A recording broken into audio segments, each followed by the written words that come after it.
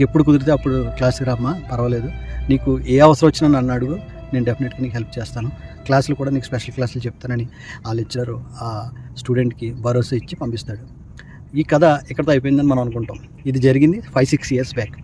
ఇప్పుడు అంత కష్టపడి నైట్ పాలు ప్యాకెట్లు వ్యాన్ నడుపుకుంటూ పాలు ప్యాకెట్లేసి డిగ్రీ చదువుకుంటూ వాళ్ళ మదర్‌కి హెల్ప్ చేస్తూ ఉన్న ఆ అబ్బాయి ఒక మల్టీనేషనల్ కంపెనీలో తను జాబ్ సంపాదించి ఇప్పుడు మంచి పొజిషన్‌లో ఉన్నాడు.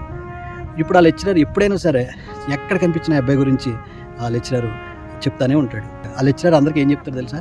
ఫస్ట్ క్లాస్ వచ్చే స్టూడెంట్స్ కన్నా అలా ఇంట్లో కష్టపడి పని చేసుకుని పేరెంట్స్ని చూసుకుంటూ చదువుకున్న వాళ్ళు నార్మల్ మార్కులతో పాస్ అయిన వాళ్ళే నిజమైన ర్యాంకర్స్ అని చెప్పేసి ఆ లెక్చరర్ ఎక్కడికి వెళ్ళినా సరే ఈ అబ్బాయి స్టోరీని చెప్తూ ఉంటాడు. వాళ్ళ మదర్ని బాగా చూసుకుంటూ తన లైఫ్ని బాగా లీడ్ చేస్తున్నాడు. ఒక ఎంఎన్సీ కంపెనీలో మంచి జాబ్ పట్టి తను లైఫ్లో చాలామందికి ఆదర్శంగా నిలిచాడు. అలా మనలో చాలామంది ఇలాంటి స్టోరీస్తో ఉంటాం.